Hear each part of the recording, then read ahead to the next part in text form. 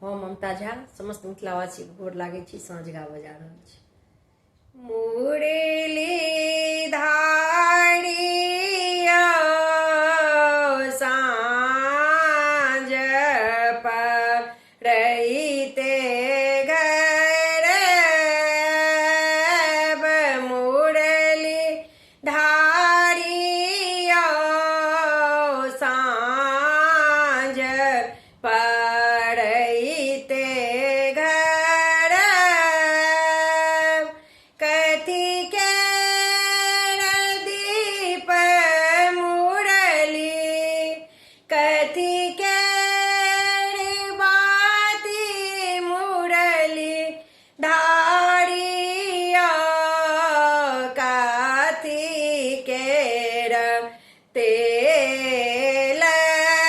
जरब, मुरली धारिया कथी के तेल जरब, मुरली धारिया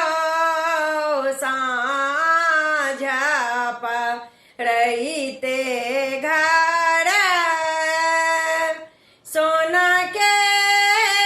दीप मुरली पट सूत बाती मुरली धारिया, सारी सो के तेल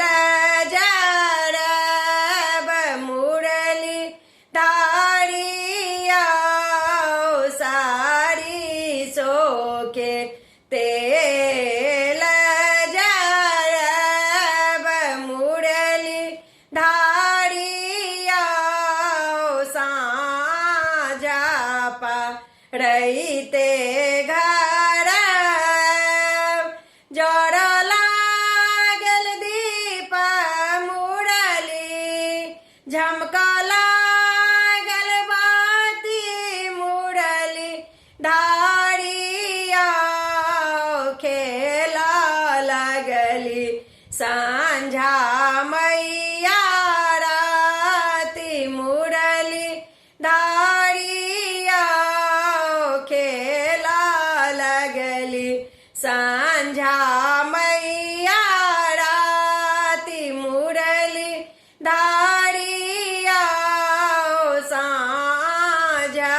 पड़ैते गरब, मुरली धारिया साँझ पड़ैते गरब। धन्यवाद।